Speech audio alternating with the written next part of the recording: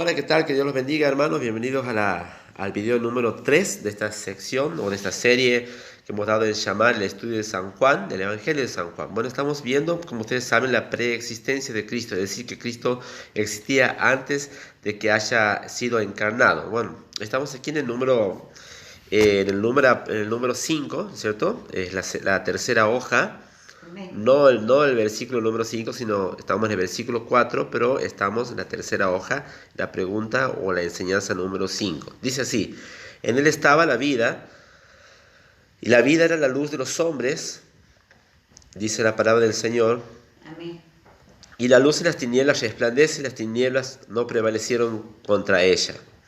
Aquí dice la nota que yo les he enviado, el estudio.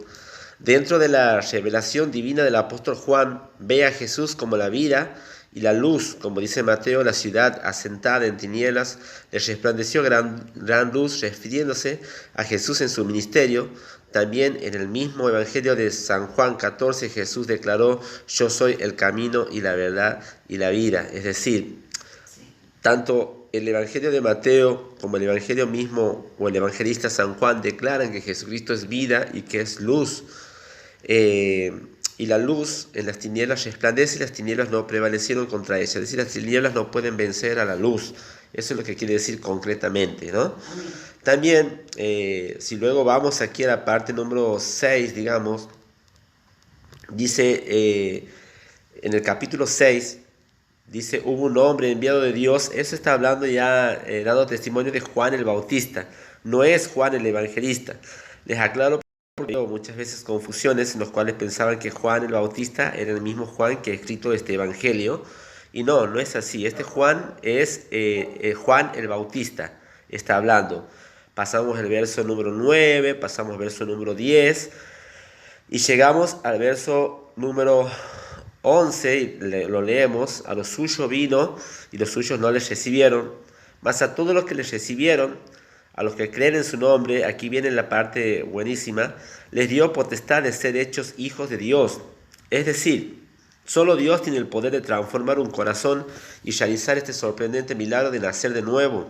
Por esto vino Jesús, nuestro Señor, nuestro Salvador, porque este es un atributo que solamente se le podría dar a Dios. Sin embargo, aquí el evangelista se lo atribuye a Jesús, que les dio potestad de ser hechos hijos de Dios, Amén. es decir, ser llamados hijos de Dios, hechos para la gloria de Dios y para Dios.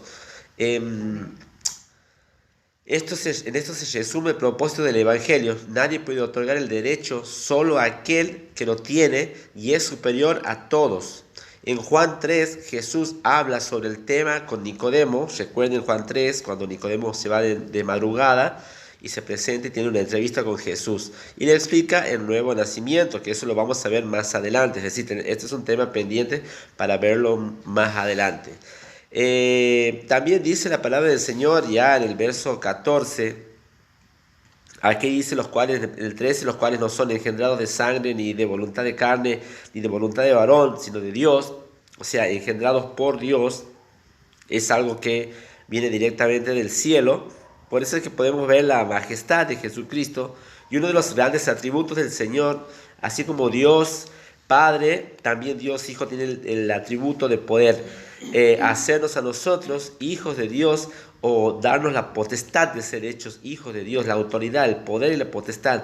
Es decir, solamente Dios tenía ese atributo, pero se lo ha dado a Jesús porque Jesús también es Dios. Esto afirma o desacredita por ahí las teorías que muchos hombres creen, o teologías que los hombres adoptan, diciendo de que Jesús no es Dios, que simplemente era un hombre que había venido a esta tierra, que tenía muy buena oratoria, muy buena dialéctica, que tenía gran carisma, que había hecho milagros, un hombre poderoso, un profeta, pero no como reconocerlo como hijo de Dios. Aquí el evangelista San Juan directamente lo reconoce como el hijo de Dios, Ben Elohim, que quiere decir hijo de Dios. Bueno, ahora en el verso 14 dice, este hecho sorprendente que dice aquí en el verso 14: y aquel verbo fue hecho carne y habitó entre nosotros, y vimos su gloria como la del unigénito del Padre, lleno de gracia y de verdad.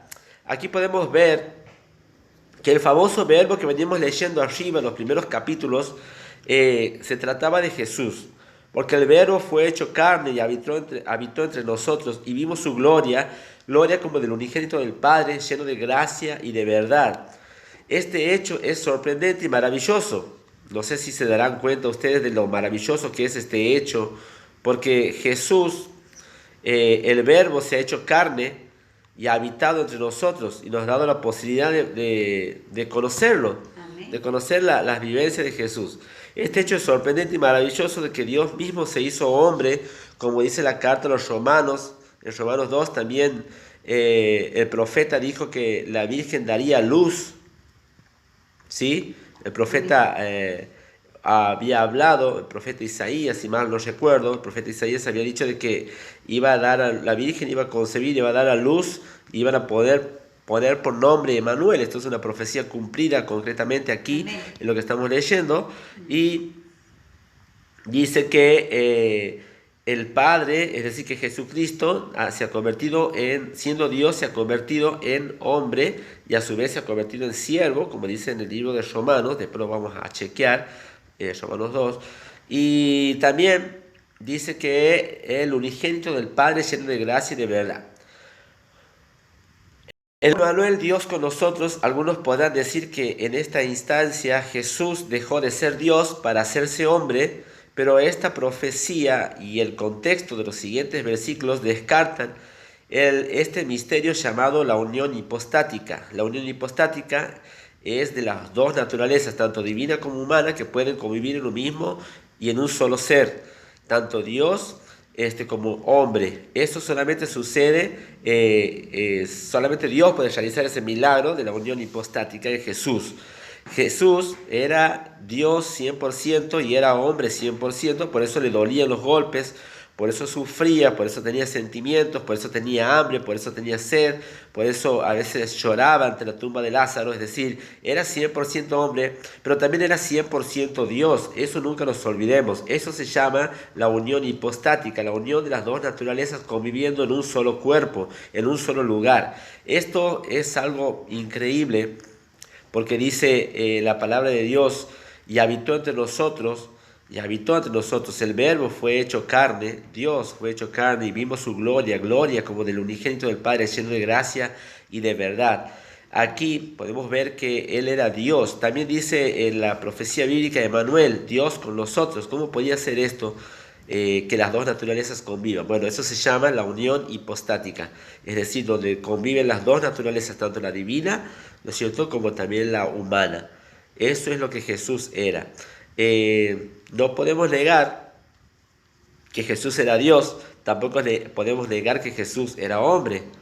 Entonces, ¿cómo podían convivir? Esto ha traído gran problemas digamos, en los cristianos del primer siglo, porque no podían comprender cómo era esto de la unión hipostática. Y a raíz de ello han venido y han traído muchísimos problemas y teologías completamente erradas, sin darse cuenta de lo que en verdad decía la palabra de Dios y que estas dos naturalezas podían convivir en un solo cuerpo. De ahí se han desatado muchísimas herejías.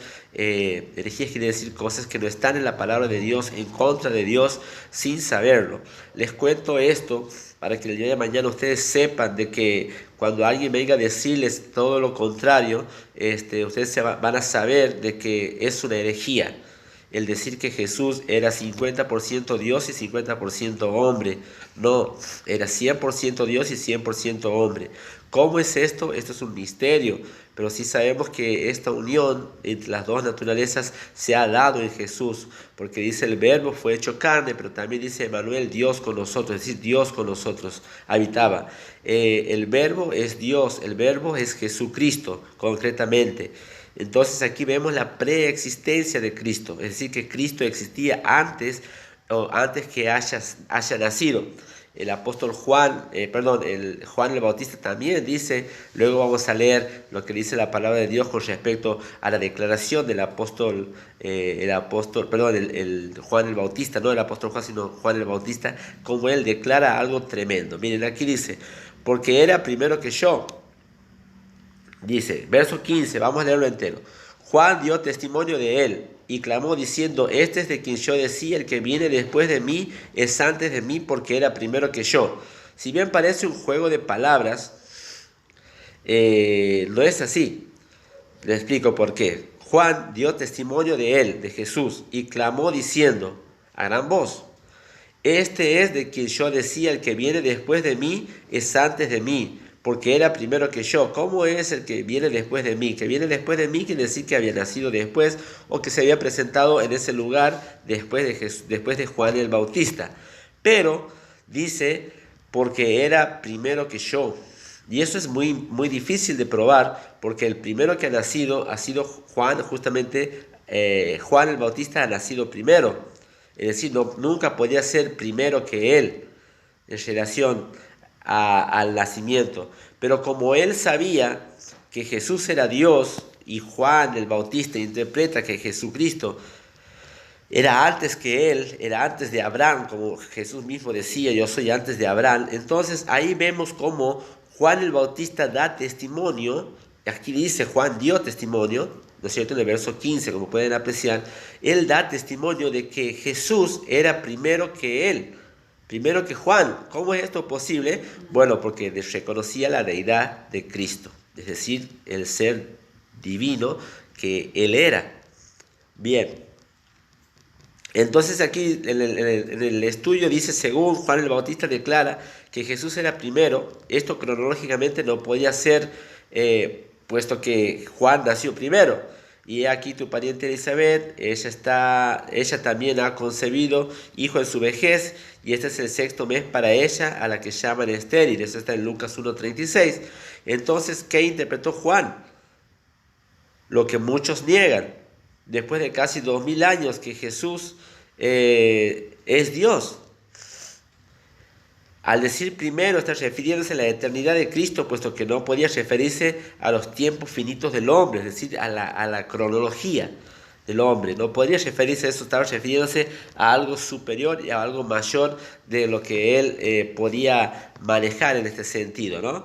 Así que, bueno, aquí vemos que tanto Juan el Bautista como Juan el Evangelista o el apóstol Juan declaran que Jesús era eterno, declaran que Jesús es Dios y que Jesús también es hombre. Es decir, ambos intuyen en la palabra de Dios y reciben revelación de parte de Dios de que Jesucristo era Dios. El mismo Dios hecho hombre, habitando en medio nuestro, caminando en medio nuestro, hablando de la palabra y predicando la palabra que su papá le había enviado a predicar. Bueno, hasta aquí es el video número 3 de esta sección que hemos dado en llamar el estudio de San Juan capítulo 1, que sería básicamente la preexistencia de Cristo, es decir, que Cristo existía antes, mucho antes de lo que nosotros imaginábamos a veces, ¿no? Así que bueno, que Dios los bendiga mucho, espero que les sirva esta enseñanza y esta explicación para que podamos continuar ya la próxima semana con la cuarta parte del video. Que Dios los bendiga mucho. Amén.